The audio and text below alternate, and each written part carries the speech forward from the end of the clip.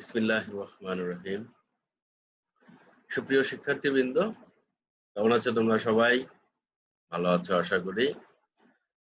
আজকে আমরা quantum বলবিজ্ঞানের Schrödinger সমীকরণ অধ্যায়ের তৃতীয় লেকচারে তোমাদের সবাইকে স্বাগতম জানাচ্ছি।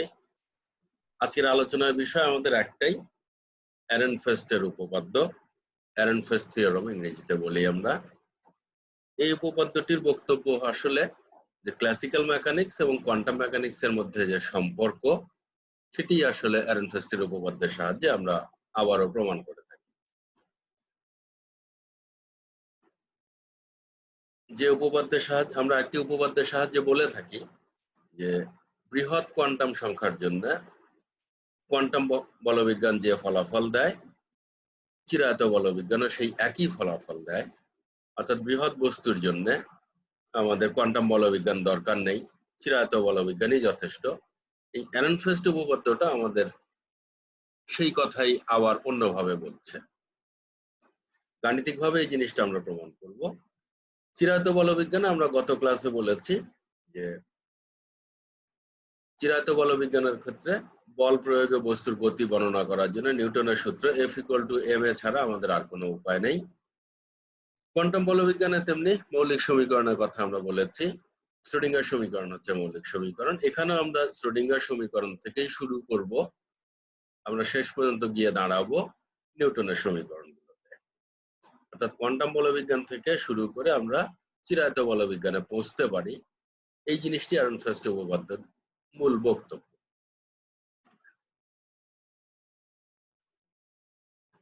1927 সালে অস্ট্রীয় পদার্থবিজ্ঞানী পল এরেনফেস্ট প্রস্তাব করেন যে যদি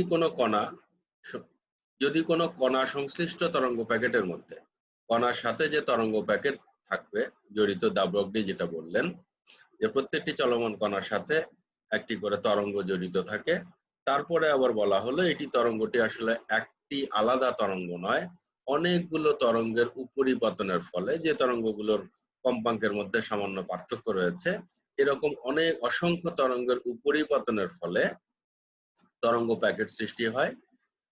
সেই তরঙ্গ প্যাকেট যদি আমরা বিবেচনা করি, অর্থাৎ যদি কোনো কণা সংশ্লিষ্ট তরঙ্গ প্যাকেটের মধ্যে কণাটির অবস্থান ও ভরবেগের প্রত্যাশিত মান নেওয়া হয়, প্রত্যাশিত মান সম্পর্কে আমরা গত ক্লাসে বলেছি যে প্রত্যাশিত মান হলো অভিন্ন সিস্টেমের সাহায্যে অনেকবার পরিমাপ করে যে ফলাফল পাওয়া যায়, সেই ফলাফলগুলোর গড়কে আমরা বলি হচ্ছে প্রত্যাশিত মান। তো এখানে আমরা অবস্থান এবং ভরবেগের প্রত্যাশিত মান নেব, তখন দেখা যাবে যে কোয়ান্টাম মেকানিক্স অনুসারে আমরা যে ফলাফল পাই আর চিরায়ত বলবিজ্ঞানে নিউটনের সূত্রের যে গাণিতিক প্রকাশগুলো, এই দুটো আসলে অভিন্ন অর্থ প্রকাশ করে। অর্থাৎ খুব সহজ ভাষায় বললে যে কোয়ান্টাম বলবিজ্ঞান থেকে আমরা চিরায়ত বলবিজ্ঞানে যেতে পারি।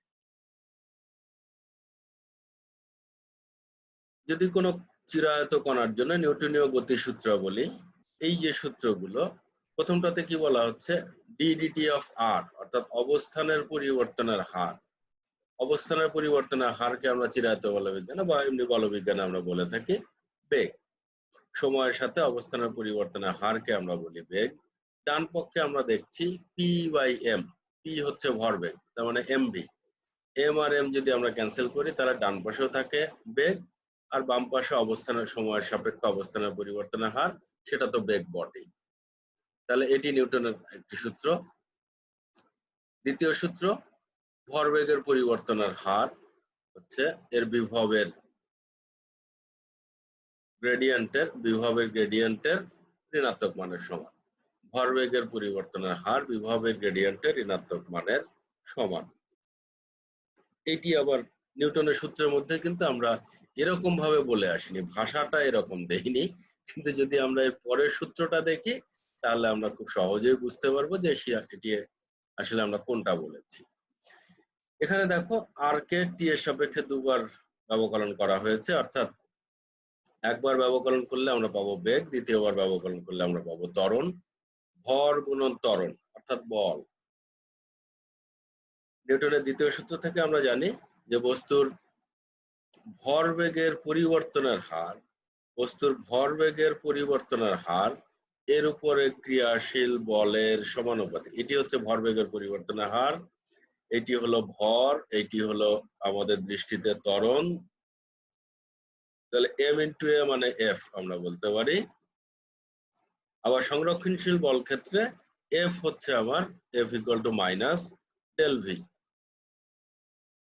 তার মানে এইটি আসলে আমাদের দ্বিতীয় সূত্রটা বলছে। আর এই তাহলে এই মাইনাস ডেল ভি মানেই হচ্ছে f, অর্থাৎ এই যে কথাটা ডিডিটি অফ ভি ভরবেগের পরিবর্তনের হার প্রযুক্ত বলের সমানুপাতিক। এটি আমরা নিউটনের সূত্রগুলো আমরা এই আকারে প্রকাশ করতে পারি। আমরা যদি এখন কোয়ান্টাম বলবিজ্ঞানে চলে যাই, এইখানে যে কথা বলা হলো এরেনফেস্টের প্রস্তাব অনুযায়ী যে কথা বলা হলো যে অবস্থান এবং ভরবেগের প্রত্যাশিত মান নেওয়া হয়। তাহলে গতকালকে আমরা প্রত্যাশিত মানের প্রতীকগুলো দেখে এসেছি। তাহলে এই সমীকরণগুলো এরকম, যে এর অনুষঙ্গে কোয়ান্টাম সূত্রগুলো হবে এরকম। আমরা গতকালকে বলে এসেছি যে এই যে প্রতীকটি, এই প্রতীকটি বোঝাচ্ছে এই ভিতরে যে রাশিটি আছে সেই রাশির প্রত্যাশিত মান। তার মানে বাম পক্ষে রয়েছে অবস্থানের প্রত্যাশিত মানের সময় সাপেক্ষে পরিবর্তনের হার, আর ডান পাশে রয়েছে আমাদের ভরবেগের প্রত্যাশিত মান ডিভাইডেড বাই তার ভর। অর্থাৎ এই সমীকরণ এবং এই সমীকরণ, এই সমীকরণ থেকে এটি আসছে বা এটি থেকে এটি আসছে বলতে পারি আমরা। নিউটনের সূত্রে আমরা এই আকারে লিখে থাকি।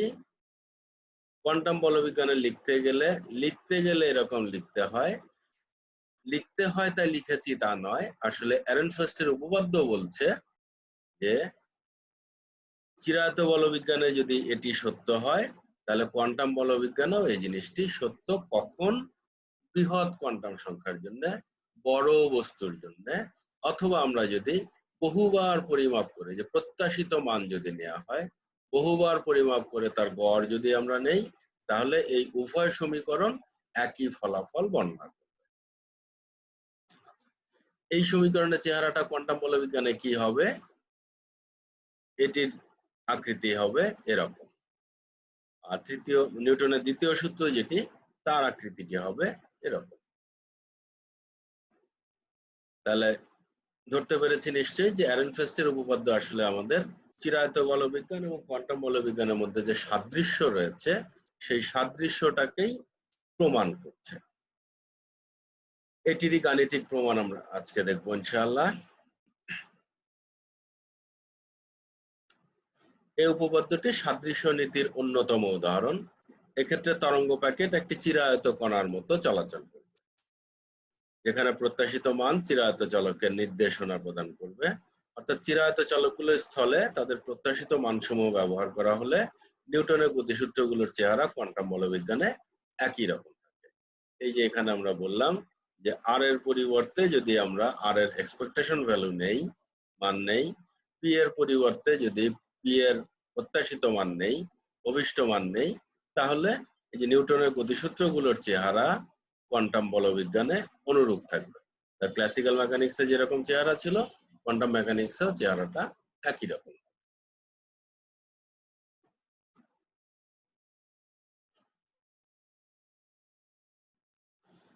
আমরা ধরে নিচ্ছি যে এম ভরের একটা কণা কোন একটা সময় টি তে তার অবস্থান এক্স, এক্স এর প্রত্যাশিত মান, আমরা গত লেকচারের শেষ টপিকটা ছিল প্রত্যাশিত মান।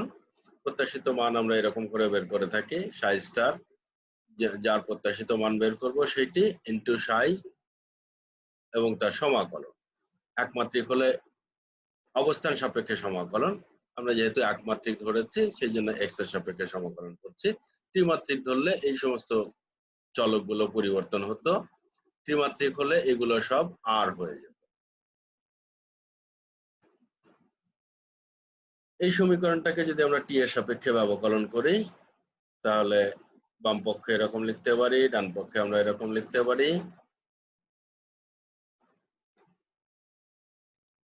আমরা জানি সময় সাপেক্ষ শ্রোডিঙ্গার সমীকরণ হচ্ছে এইটি।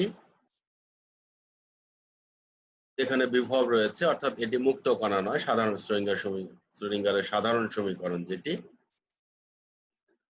এই সমীকরণকে যদি আমরা সাই স্টার দিয়ে গুণ করি 3 নম্বর সমীকরণকে সাই স্টার দিয়ে গুণ করব, তাহলে সমীকরণটির চেহারা গুণ করার পরের চেহারাটা এরকম হলো। অর্থাৎ সব জায়গায় একটি করে সাই স্টার যুক্ত হলো এখানে। এবারে আমরা নেব এটির জটিল যুগ্ম বা কমপ্লেক্স কনজুগেট ইংরেজিতে বলে থাকি আমরা। এই সমীকরণটার কমপ্লেক্স কনজুগেট নিচ্ছি আমরা, জটিল যুগ্ম। এটার জটিল যুগ্ম, তাহলে কি আসবে? আমরা জানি জটিল যুগ্ম কেমন করে নিতে হয়। যে রাশিগুলোর মধ্যে আই রয়েছে, যে পদগুলোর মধ্যে আই রয়েছে, সেই পদগুলোর চিহ্ন পাল্টে যাবে। এখানে আই রয়েছে, আই এর চিহ্ন পাল্টে গেল। এটার মধ্যে আই নেই, ফলে এর চিহ্ন কিন্তু যেমন ছিল যথাযথ ছিল।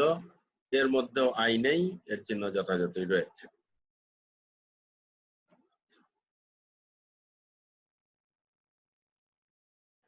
ওটাকে এখন আমরা এই পরের সমীকরণটাকে আমরা গুণ করব সাই দিয়ে।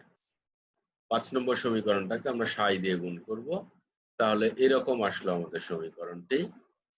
এখন এই দুটো সমীকরণের একটা থেকে আরেকটাকে বিয়োগ করব আমরা। 4 থেকে 6 নম্বর সমীকরণটাকে আমরা বিয়োগ করব। কি পাবো তাহলে আমরা? বিয়োগ করলে বাম পক্ষের চেহারাটা আসছে এরকম। যখনই আমরা বিয়োগ করছি, এখানে যেহেতু আগের থেকে একটা বিয়োগ চিহ্ন রয়েছে, ফলে আরেকটা সমীকরণ থেকে এই টার্মটা বিয়োগ করলে প্লাস হয়ে যাবে এখানে। এখানে আমরা যেহেতু মাইনাস a স্কয়ার কমন নিচ্ছি, ফলে এখানে মাইনাসটা থাকবে, আর এই টার্মটা উভয় পদ থেকে ক্যান্সেল হয়ে যাবে। উভয় পদ থেকে এই টার্মটা ক্যান্সেল হয়ে যাবে, শুধু এইটুকু আমাদের বাকি থাকলো। বাম পাশটাকে আমরা এরকম করে লিখতে পারি, এইটুকুকে আমরা লিখেছি এরকম করে।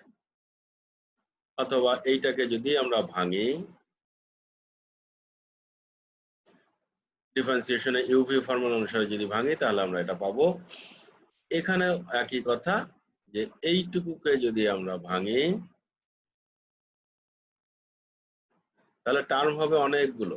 এটাকে ভাঙলে 4টা পদ হবে। এর জন্য 2টো পদ হবে, এর জন্য 2টো পদ হবে।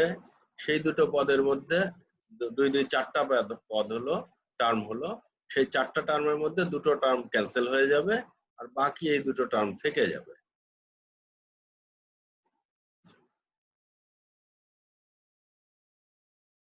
এখন এটাকে আমরা একটু সিম্পলিফাই করছি। এই আইএইচ কার্ডটাকে এই পাশে নিয়ে আসছি। আইএইচ কার্ড এই পাশে নিয়ে আসলে আসলে নিচে আসার কথা ছিল।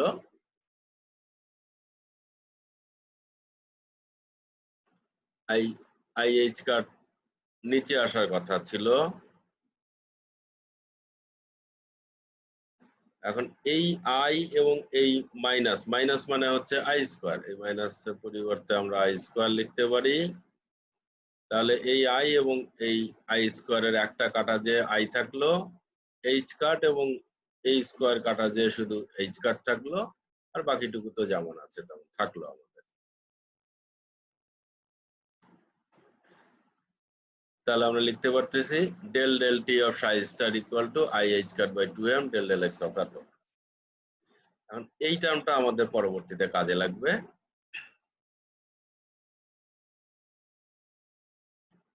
এই মানটা এখন আমরা 2 নম্বর সমীকরণে বসাবো। 2 নম্বর সমীকরণটা আমাদের কি ছিল আবার? 2 নম্বর সমীকরণটা ছিল এরকম। 2 নম্বর সমীকরণে বসালে আমরা পাচ্ছি, বাম পাশে তো ঠিকই আছে, আমরা ডান পাশে এইটুকুর পরিবর্তে বসাচ্ছি।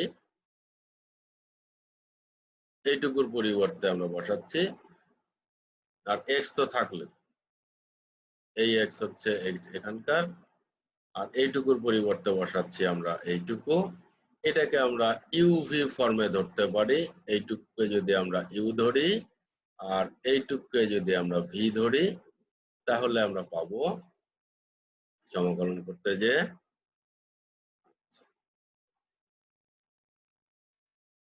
এই পদটি আসলো বা এই চেহারা দাঁড়ালো। এই সমাকলনটি আমরা করলাম এই ফর্মুলা ব্যবহার করে, ইউভি এর ফর্মুলা ব্যবহার করে। আমরা জানি যে UV dx equal to u integration of v dx minus d dx of u integration of v dx আবারও ডিএক্স। এই ফর্মুলা অনুসারে আমরা যদি এইটুকুকে এইটাকে আমরা ইউ ধরবো আর এইটাকে আমরা ভি বিবেচনা করব। তাহলে u integration of v dx. এখন এখানে যেহেতু আমাদের ডেল ডেল এক্স রয়েছে, অর্থাৎ একবার ডিফারেন্সিয়েশন রয়েছে এক্স এর সাপেক্ষে, আবার আমাকে এক্স এর সাপেক্ষেই ইন্টিগ্রেট করতে হবে।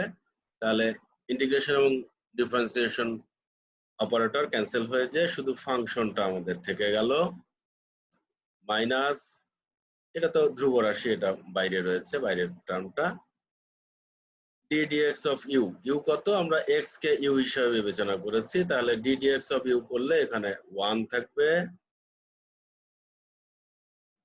আর ভি কে ইন্টিগ্রেশন করলে এই ডেল ডেল এক্সটা আউট হয়ে যাবে, শুধু ফাংশনটা থাকলো।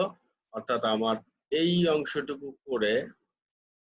অংশটুকুর ক্যালকুলেশন করে আমরা এটা পেলাম, এইটুকুর ক্যালকুলেশন করে আমরা এইটা পেলাম, আর এই ডিএক্সটা এখানে থাকলো, এই ইন্টিগ্রেশনটা এখানে থাকলো, এটা থাকলো।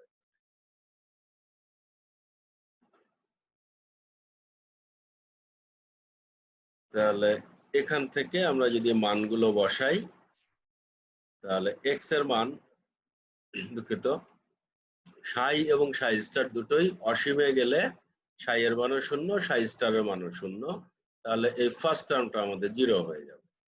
যেহেতু অসীমে গেলে তরঙ্গ ফাংশন 0 হয়ে যাবে, সেক্ষেত্রে তরঙ্গ ফাংশন এবং তাদের ফার্স্ট অর্ডার ডেরিভেটিভ দুটোই 0 হবে, সেহেতু এই ফার্স্ট টার্মটা 0 হয়ে যাচ্ছে, থাকছে শুধু আমাদের এই সেকেন্ড টার্ম, দ্বিতীয় পদটি আমাদের থাকলো।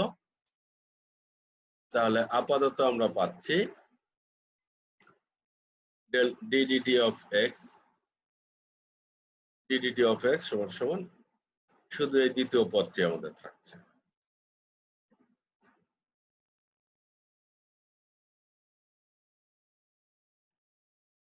এবার আমরা দ্বিতীয় পদের জন্য আবার কিছু সমীকরণ বের করে দ্বিতীয় পদটা বসাবো।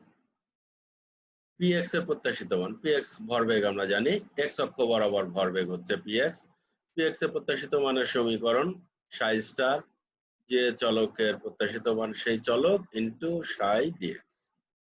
আমাদের সাধারণ ফর্মুলা এটা, এই ফর্মুলা অনুযায়ী বসিয়ে আমরা পাচ্ছি এরকম। এই আইএইচ কার্ডটাকে আমরা এই পাশে নিয়ে আসছি, বাকি থাকলো কি আমাদের psi star del del x of psi dx. এটা যদি আবার আমরা কমপ্লেক্স কনজুগেট নেই, তাহলে এই যে মাইনাসটা প্লাস হয়ে যাবে, আর সাই স্টার হয়ে যাবে সাই, আর সাই হয়ে যাবে সাই স্টার বা জটিল যুগ্ম। এখন এই দুটো মান যদি আমরা আগের সমীকরণে বসাই, এইখানে যদি আমরা মানটা বসাই, আমাদের আগের সমীকরণ যেটি ছিল, এই সমীকরণে যদি আমরা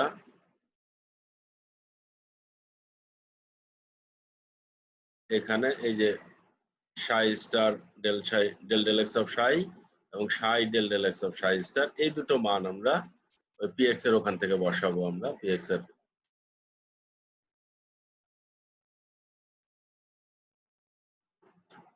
এখান থেকে যদি আমরা মান দুটো বসাই,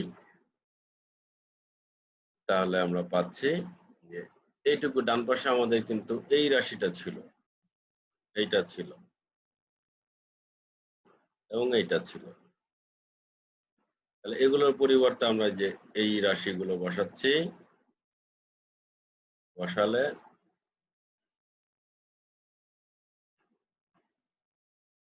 এই দুটো বসালাম, দুটো যেহেতু একই রাশি ফলে ডাবল হয়ে যাবে।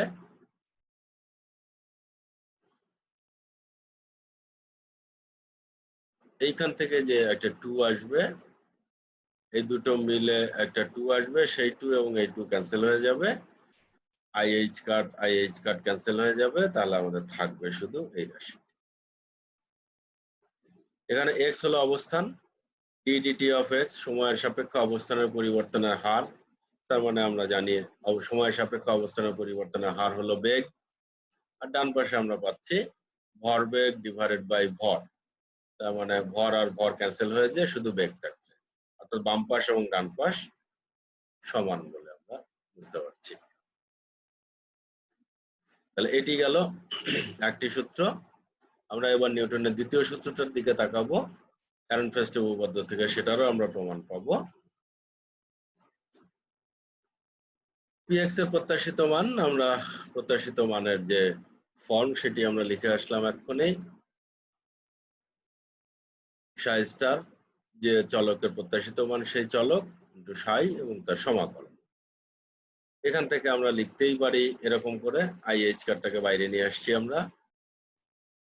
এইটাকে যদি আমরা টি এর সাপেক্ষে ব্যবকলন করি, 7 নম্বর সমীকরণকে আমরা টি এর সাপেক্ষে ব্যবকলন করি,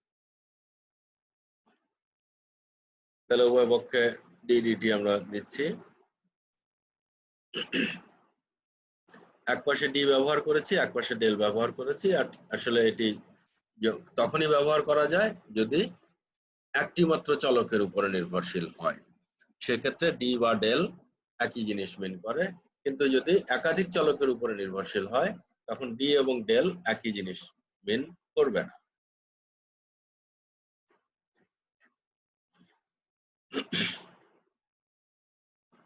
এখানে যেহেতু একটি মাত্র চলকের উপর নির্ভরশীল, ফলে এক পাশে আমরা ডি লিখেছি, এক পাশে ডেল লিখেছি, আমাদের খুব অসুবিধার কিছু নেই। এখান থেকে আইএইচ কার্ড দিয়ে আমরা দুটো টার্মকে গুণ করে দিলাম।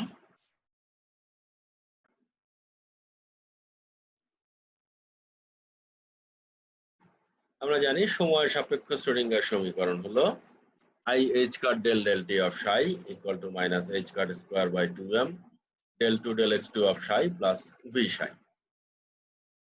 এটি আমাদের জানা সমীকরণ। এই সমীকরণটাকে আমরা x এর সাপেক্ষে ব্যবকলন করি। এটিকে যদি আমরা x এর সাপেক্ষে ব্যবকলন করি তাহলে এই টার্মটাকে ব্যবকলন করলে এইটা আসবে আমাদের আইএইচ কার্ড, এইটুকু ধ্রুব রাশি, এটাকে আমরা ব্যবকলনে বাইরে রেখে দিচ্ছি, ফলে শুধু এইটুকুকে ব্যবকলন করলে x এর সাপেক্ষে আমরা এরকম পাচ্ছি। এইটাকে যদি আমরা x এর সাপেক্ষে ব্যবকলন করি, অলরেডি সেকেন্ড অর্ডার রয়েছে, আরো একবার আমরা ব্যবকলন করলে এটি থার্ড অর্ডার হয়ে যাবে, তৃতীয় ক্রমের ব্যবকলন হয়ে যাবে। আর এইটিকে আমরা লিখছি এরকম।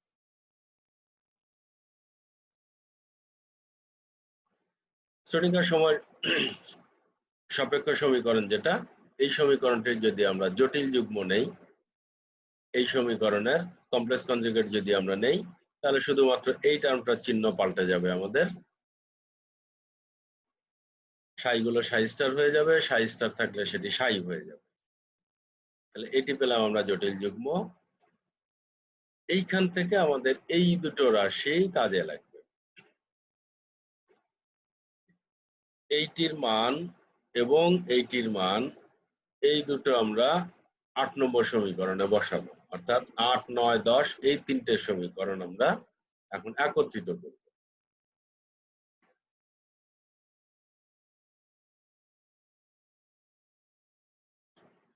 10 নম্বর থেকে এত এবং 9 নম্বর থেকে এত এর মান 8 নম্বরে বসাবো। 8 নম্বর কি ছিল আমাদের? এইটি ছিল আমাদের 8 নম্বর সমীকরণ। এখানে আমাদের দেখো দুটো রাশি রয়েছে, এইটুকু একটা রাশি, এটা আমরা পাচ্ছি কোত্থেকে? 9 নম্বর থেকে এর মান পাবো। আর এই যে রাশিটি, এর মান আমরা পাবো 10 নম্বর থেকে। আর 9 আর 10 কি ছিল আমাদের? একটু দেখে নেই। 9 ছিল আমাদের এটি। এটি হচ্ছে আমাদের 9 নম্বর সমীকরণ।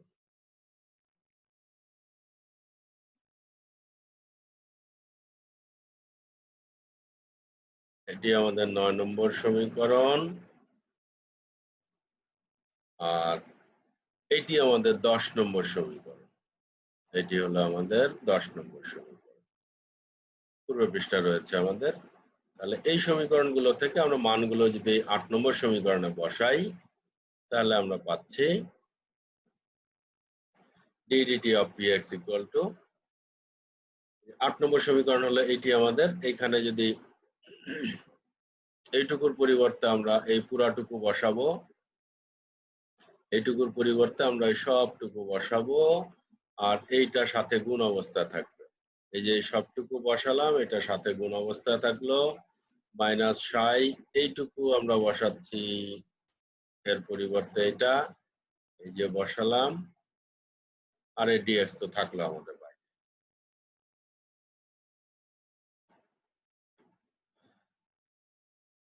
এইটাকে এখন আমরা এরকম সাজিয়ে একটু লিখতেই পারি।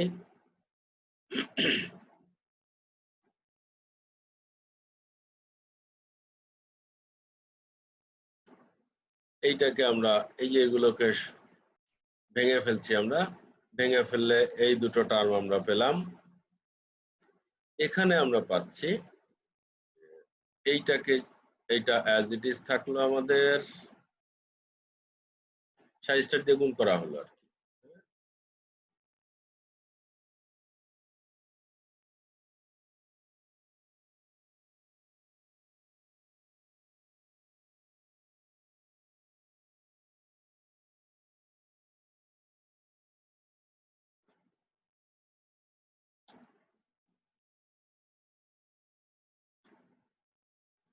এটাকে আমরা এখন এরকম করে সাজিয়ে লিখতে পারি।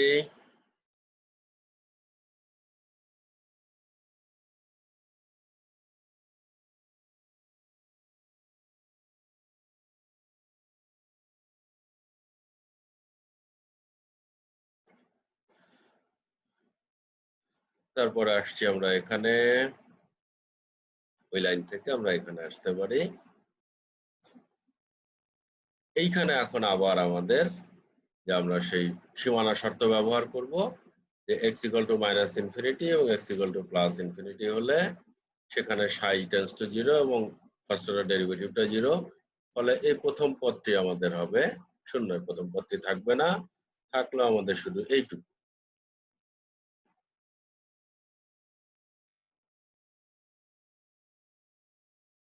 তাহলে আমাদের বাম পক্ষ থাকলো, এই পদটা যেহেতু 0, বাকি থাকলো শুধু আমাদের এইটা। এখান থেকে আমরা লিখতে পারছি এরকম,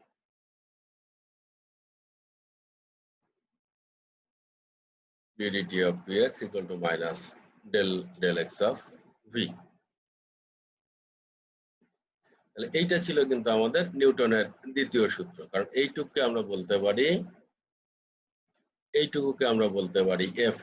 আমরা দেখে এসেছি প্রথম দিকে। তাহলে আমরা পেলাম ddt of p = f, যেটা আমরা নিউটনের দ্বিতীয় সূত্র হিসাবে জানি যে ভরবেগের পরিবর্তনের হার এর উপর প্রযুক্ত বলের সমানুপাতিক। ভরবেগের পরিবর্তনের হার এর উপরে প্রযুক্ত বলের সমানুপাতিক। তো দেখা গেল যে কোয়ান্টাম বলবিজ্ঞান থেকেও আমরা সেই একই ফলাফলে এসে উপনীত হলাম। এহরেনফেস্ট থিওরেমের মূল বক্তব্য যেটি, যে যদি কণার সংশ্লিষ্ট যে তরঙ্গ প্যাকেট, তার মধ্যে যদি কণাটার অবস্থান এবং ভরবেগের প্রত্যাশিত মান যদি আমরা বিবেচনা করি, প্রত্যাশিত মান বলতে আমরা বলেছি গত লেকচারে যে অনেকবার অভিন্ন সিস্টেমের সাহায্যে অনেকবার পরিমাপ করে যে ফলাফলগুলো পেলাম, সেই ফলাফলগুলোর যদি গড় নেওয়া হয়, তাহলে সেই গড়টাকেই আমরা বলছি অভিষ্ট মান বা প্রত্যাশিত মান। কোয়ান্টাম বলবিজ্ঞানে শ্রোডিঙ্গার সমীকরণে থেকে শুরু করে সেই অভিষ্ট মানগুলো ব্যবহার করে আমরা শেষ পর্যন্ত এই সমীকরণে এসে দাঁড়াচ্ছি। আর এটি হচ্ছে আমাদের নিউটনের দ্বিতীয় সূত্র। তার মানে আমরা শ্রোডিঙ্গার সমীকরণ থেকে শুরু করে নিউটনের দ্বিতীয় সূত্র পর্যন্ত পৌঁছতে পারলাম। এটি হচ্ছে এহরেনফেস্ট উপপাদ্যের মূল কথা। সুপ্রিয় শিক্ষার্থীবৃন্দ, আজকের মতো আমাদের আলোচনা এখানেই শেষ করছি। নিশ্চয়ই তোমাদের সাথে পরবর্তীতে আবারও কথা হবে। সুস্থ থাকবে সবাই, ভালো থাকবে। ধন্যবাদ সবাইকে।